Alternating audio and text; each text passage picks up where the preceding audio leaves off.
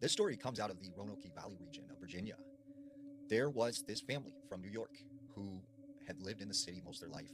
They wanted to get away and, live that remote urban life. So they find this beautiful home on 16 acres in this secluded area of the Roanoke Valley in the Appalachian Mountains.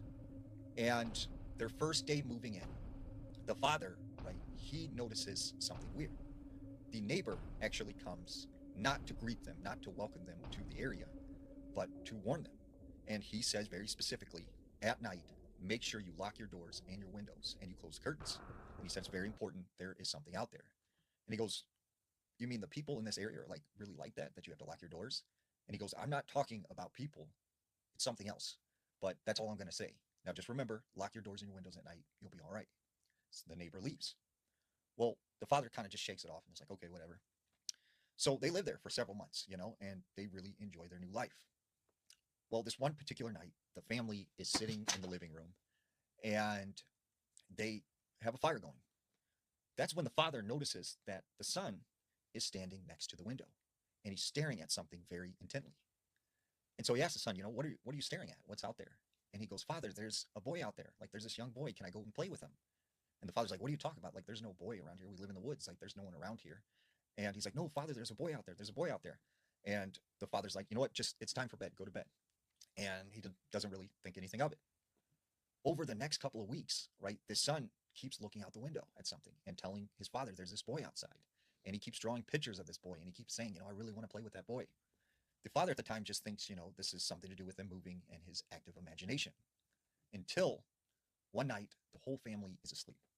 When the father wakes to a sound coming from the living room, he gets his wife up and he's like, I think someone's in the house. I think someone's broken in. Like, go and get the children, make sure they're safe.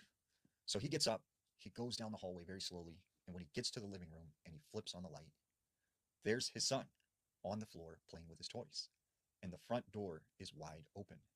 So he asks the son, like, what are you doing up? Why are you out of bed? And he goes, Father, I'm playing. I'm playing with the boy. And he goes, what boy? What are you talking about? And he said, the boy, he came inside and he was playing with me. And his father's like, there is no boy here. Like, there's no one around here that is your age. So he tells his son to go to bed. He goes to the front door and he, peers out. There's no one out there. He closes the door. Well, up until this point, he had been keeping this door unlocked because he felt like, we live in the woods, nothing's going to happen. But that night, he starts locking the door. Well, the next couple of weeks, right, is when they started to hear this banging sound at the front door, like someone was there. And when the father would go and answer the door, there would be no one there. And eventually, the father gets so frustrated and angry with whoever's knocking at the door that one night he hears the knocking. He goes to the front door, he opens it, and he goes out on the porch and he starts screaming, what are you doing at my house? Like, leave us alone, leave my family alone, like, quit. And all of a sudden, he hears his name being called, and it sounds like a child's voice, and it's telling him to come out into the woods. So this father, like, kind of makes his way back inside, closes the door, and locks it. And at this point, he's like, something is definitely going on. So the next day, he goes into town and he goes to the local hardware store and he talks with some of the locals. And he starts telling them, I think something's after my family. I think something is trying to like scare us. And the locals say, look, we're not trying to be rude, but you need to take your family and get out of here and move back to town if you know what's best for you. And the father takes this as, oh, they're trying to scare me out of town because I'm from the city. So he goes back home and is like, they're not going to scare us. At this point, though, the family is so terrified that they are all sleeping in the same bedroom. And after a couple nights of them sleeping in the bedroom together, the father wakes up and he sees his son standing next to the window and he's staring at something. And he's like, what are you looking at? Like, what is out there? What is out there? And he goes, they're here. They're here, Father. They're here. They're here. And he's like, who's here? And he's like, go back in the bed right now. He goes up to the window, and when he peers out, he sees all of these children standing around the house. And they have these bright, glowing white eyes. So he hurried up, he closes the curtains, and he gets in bed and he holds his son and he tells him go to sleep. The next few days, he's very nervous. He's very on edge, but he doesn't know what to do. That night, he goes to bed with the family in the bedroom. He wakes up and he discovers his family is all gone. He searches the entire home. They are nowhere. The only thing he finds is that the front door is open. So he figures they've taken his family out into the woods. So he runs as fast as he can out into the woods and he starts screaming, where's my family? Give me back my family.